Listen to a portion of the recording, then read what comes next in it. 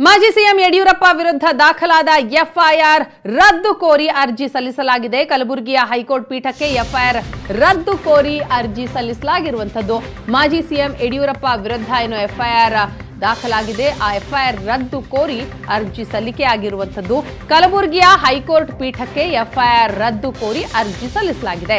Operation audio ಆರೋಪದಲ್ಲಿ BSY ವಿರುದ್ಧ FIR ದಾಖಲಾಗಿತ್ತು. ಸೊ ಈ ಎಫ್ಐಆರ್ ರದ್ದು ಮಾಡಬೇಕು ಅಂತ ಈಗ ಅರ್ಜಿಯನ್ನ ಸಲ್ಲಿಸಲಾಗಿದೆ. ಕಲಬುರಗಿ ಹೈಕೋರ್ಟ್ ಪೀಠದಲ್ಲಿ ಬಿಎಸ್ವೈ ಪರ ವಕೀಲರ ಅರ್ಜಿ ಇಂದೇ ವಿಚಾರಣೆಗೆ ಬರಲಿದೆ. ಬಿಎಸ್ವೈ ಸೇರಿದಂತೆ 4 ವಿರುದ್ಧ ದೇವದುರ್ಗ ಠಾಣೆಯಲ್ಲಿ ಎಫ್ಐಆರ್ ದಾಖಲಾಗಿತ್ತು.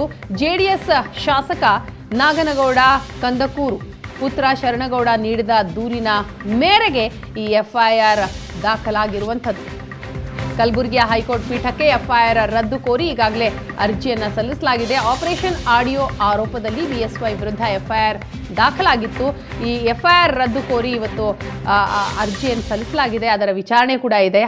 ಕಲಬುರಗಿಯ ಹೈಕೋರ್ಟ್ ಪೀಠದಲ್ಲಿ ಬಿಎಸ್ವೈ ಪರ ವಕೀಲರ ಅರ್ಜಿ ಇಂದೇ ವಿಚಾರಣೆಗೆ ಬರಲಿದೆ. ಈ ಬಗ್ಗೆ ಇನ್ನಷ್ಟು ಮಾಹಿತಿಯನ್ನು ಕೊಡ್ತಾರೆ ನಮ್ಮ ಪ್ರತಿನಿಧಿ ಶರಣಯ್ಯ. ಇದೀಗ ನಮ್ಮ ಜೊತೆ ಫೋನ್ ಸಂಪರ್ಕದಲ್ಲಿದ್ದಾರೆ. ಎಸ್ ಶರಣಯ್ಯ, ಏನು ಬಿಎಸ್ವೈ ಅವರ ವಿರುದ್ಧ ಏನು ಎಫ್ಐಆರ್ ದಾಖಲಾಗಿತ್ತು, ಅದರ ರದ್ದತಿಗೆ ಕೋರಿ ಏನು ಅರ್ಜಿ ಸಲ್ಲಿಸಲಾಗಿದೆ, ಎಷ್ಟೊತ್ತಿಗೆ ಇದರ ವಿಚಾರಣೆ ನಡೀತಾ ಇರುವಂತದ್ದು, ಅಪ್ಡೇಟ್ಸ್ ಕೊಡೋದಾದ್ರೆ? ಹೌದು ವೀಣಾ, ಜೆಡಿಎಸ್ ಶಾಸಕ ನಾಗನಗೌಡ ಕಂದಕೂರ್ ಅವರ ಪುತ್ರ ಶರಣಗೌಡ ಅವರು ಏನು ದೂರು ನೀಡಿದ್ರು ದೇವದುರ್ಗದಲ್ಲಿ ಮಾಜಿ ಮುಖ್ಯಮಂತ್ರಿ ಯಡಿಯೂರಪ್ಪನವರ ವಿರುದ್ಧ ಆಪರೇಷನ್ ಕಮಲಕ್ಕೆ ಪ್ರಯತ್ನ ಮಾಡ್ತಾ ಇದ್ದಾರೆ, ನನಗೆ ಹಣದ ಆಮಿಷವನ್ನು ಒಡ್ಡಿದ್ದಾರೆ ಅನ್ನುವಂಥದ್ದು. ಆ ಪ್ರಕರಣವನ್ನ, ಆ ದೂರನ್ನ, ಆ ಎಫ್ಐಆರ್ ಅನ್ನ ರದ್ದು ಮಾಡಬೇಕು ಅಂತ ಕೋರಿ ಯಡಿಯೂರಪ್ಪನವರ ಪರ ವಕೀಲ ಸಂಜೀವ್ ಕುಮಾರ್ ಅನ್ನುವಂಥವ್ರು ಕಲಬುರಗಿ ಹೈಕೋರ್ಟ್ಗೆ ಅಪೀಲ್ ಹೋಗಿದ್ದಾರೆ.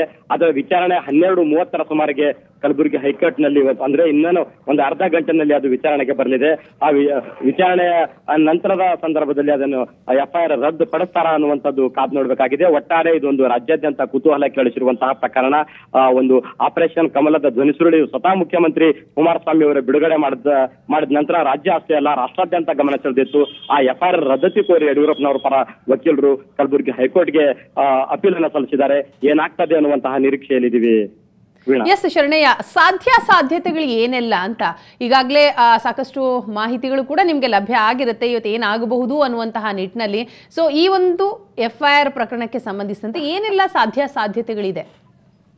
ವೀಣಾ, ಎಫ್ಐಆರ್ ರದ್ದತಿ ಕೋರಿ ಅನ್ನೋರು ಅರ್ಜಿ ಸಲ್ಲಿಸಿದ್ದಾರೆ. ಆ ಅರ್ಜಿ ಇನ್ನು ವಿಚಾರಣೆಯೇ ಆರಂಭವಾಗಿಲ್ಲ.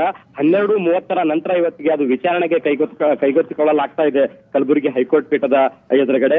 ಬಹುತೇಕವಾಗಿ ಈ ವಿಚಾರಣೆ ರದ್ದುಪಡಿಸಬೇಕು ಅನ್ನುವಂಥದ್ದು ಇವರು ವಾದ ಆದ್ರೆ, ಇನ್ನು ಶರಣಗೌಡ ಅವರ ಪರವಾಗಿರುವಂತಹ ವಕೀಲರು ಯಾವ ರೀತಿ ವಾದ ಮಾಡ್ತಾರೆ, ಒಟ್ಟಾರೆ ರದ್ದು ಆಗ್ತದೆ ಇಲ್ಲ ಅನ್ನುವಂಥದ್ರ ಬಗ್ಗೆ ಸ್ಪಷ್ಟತೆ ಈಗಲೇ ಹೇಳೋದು ಬಹಳ ಕಷ್ಟ ಆಗ್ತದೆ.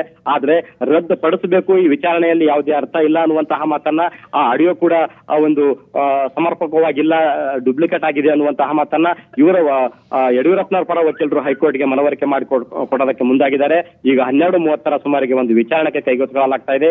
ಇಲ್ಲಿ ವಾದ ವಿವಾದವನ್ನ ಪರಿಶೀಲಿಸಿ ನ್ಯಾಯಾಧೀಶರು ಏನ್ ತೀರ್ಪು ಕೊಡ್ತಾರೆ ಅನ್ನುವಂಥದ್ದು ಕಾದು ನೋಡಬೇಕಾಗಿದೆ. Veena, yes, thank you Sharanayya ತಮ್ಮ ಮಾಹಿತಿಗಾಗಿ.